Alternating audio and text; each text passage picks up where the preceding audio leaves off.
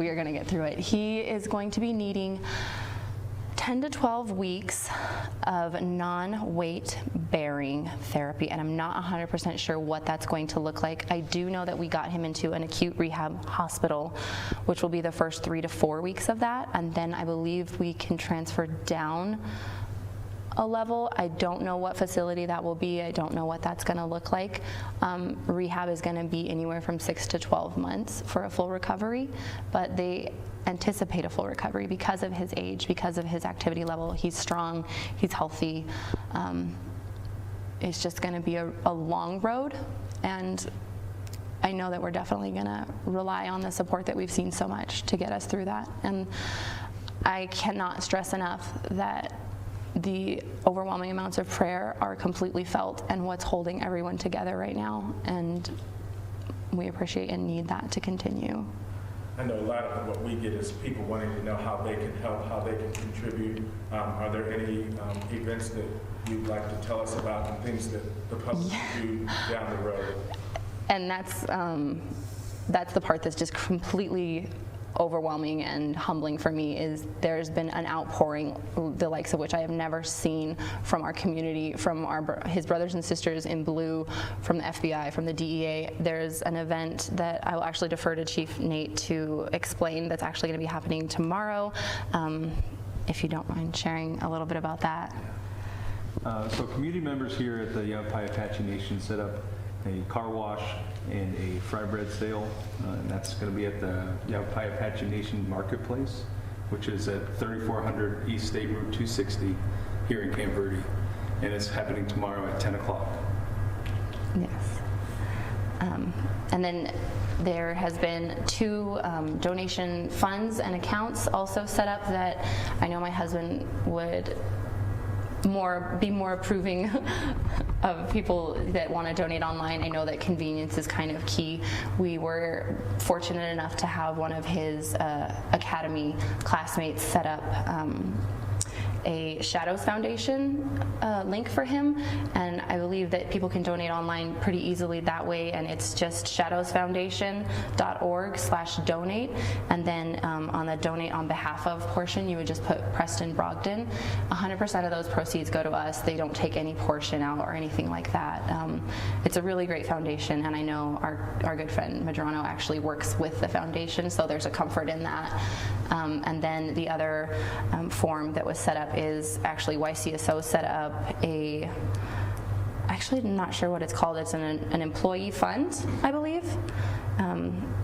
And for people to donate to that, it says they can just mail or deliver cash checks, anything like that, to YCSO headquarters, and that's on 255 East Gurley Street in Prescott, Arizona.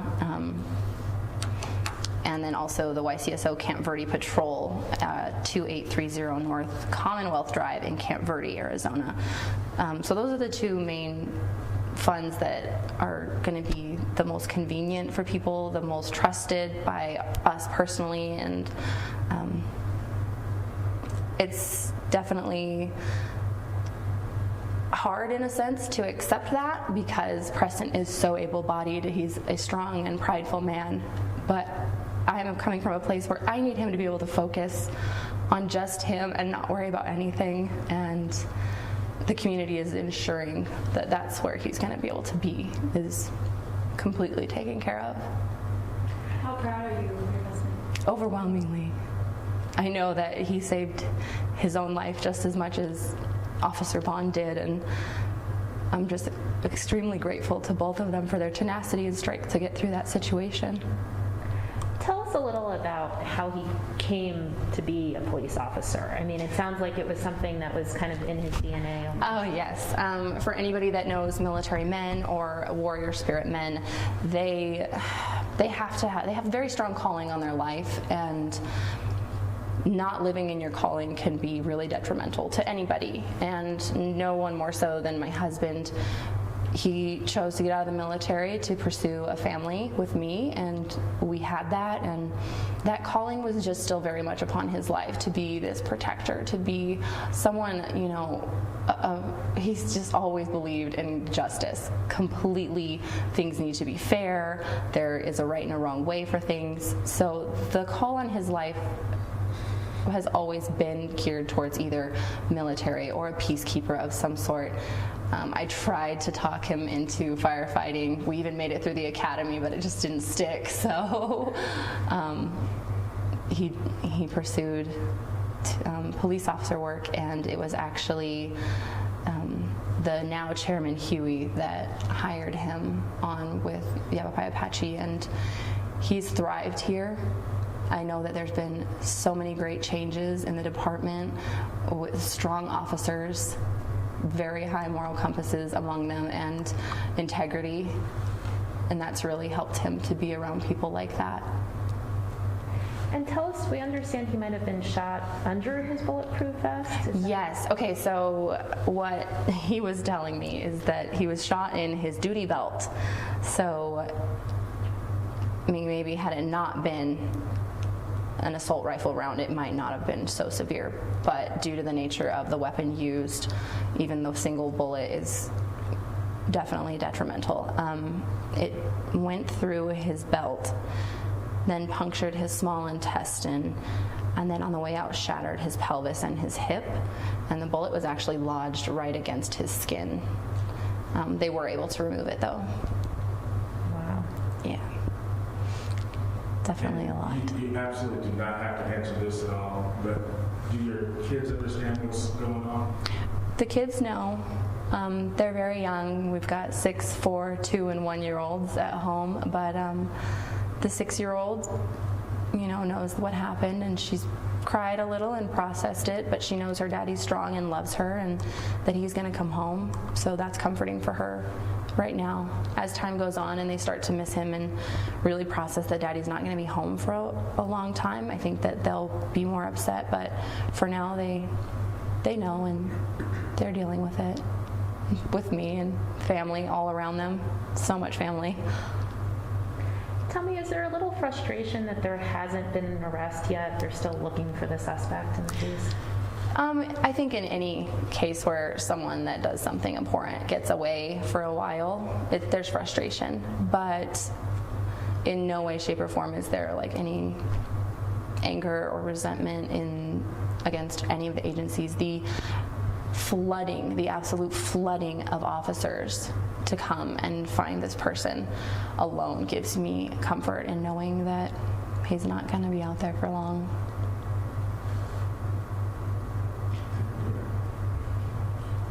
We appreciate it. Thank you so much. No problem. Yeah, thank you so much for your time. And just prayers for myself and everybody. Thank you, guys. Actually, can I ask if you happen to have any more photos of the two of you together? We would love to use those. I have quite a few photos. Can I give you maybe my phone number if you could Yeah. text them to me? Absolutely. Because I know we have the one photo, which is great, but it would be helpful to have it. And it's funny, I didn't even know that they were actually going to release that photo. They had asked me it was just funny. That's probably not the photo. But that's the photo that God used, so it works out great. But it is a nice photo. You can see, He's happy. He's and loved. just the love, Yeah. between the two of you, it's really. But when you guys are putting this together, I really want emphasis on how grateful my family is, how grateful I am to my family, other officers, other agencies. It is overwhelming, the small businesses that have stepped up to the plate and run fundraiser after fundraiser. I am truly fortunate and blessed to live in a community that is so tight-knit, that is so supportive. That is not the case for everyone, and I am so favored throughout this process. Me and Preston are favored, and it is so clear that God has that upon us, because nothing has not worked out. There has not been one need that has not been taken care of or addressed. So just my gratitude really for even my family, my in-laws, everybody who's just stepped up to the plate in mighty ways that they probably never would have expected to have to. So I just want people to know that. Of course, make sure to keep that in. Thank you. Thank you. I can provide copies of the 2 platforms that she was talking about. That would be great, For because we want to donations. make sure we get those on our website. And my notes, I don't necessarily trust them, so that's Yeah, great. so that's one of them, and then I'll And I have can to, take a picture if you that's yours. Okay. Yes. I can write the Shadows Foundation on that one then. I can also email you a copy. The flyer. Oh, okay, that would be Yeah, great. yeah, if you could do that. We'll do that. And maybe if the photos, you could send it along so we all can get them, if that's something she's able to do. Yeah, I think we can work through you. Do you have emails for everybody? Absolutely. So I can get them from her and I'll get them. Okay, that'd be great. Thank you so much. And I'll take a picture of that too. Sorry, my handwriting is like a 12-year-old boy's now. I don't know why I don't ever stop shaking anymore. Well, just so you know, you were incredibly well-spoken. You really, like for somebody who, you would think that you do this on a regular basis, because you were just so well-spoken. So, You were great. I might start crying when you leave though. Did she snap up? oh, yeah, absolutely. And I can just grab it. And put on there that I'm overwhelmingly thankful for the tribe's support. I mean, I have not seen the nation rally behind a cause like this.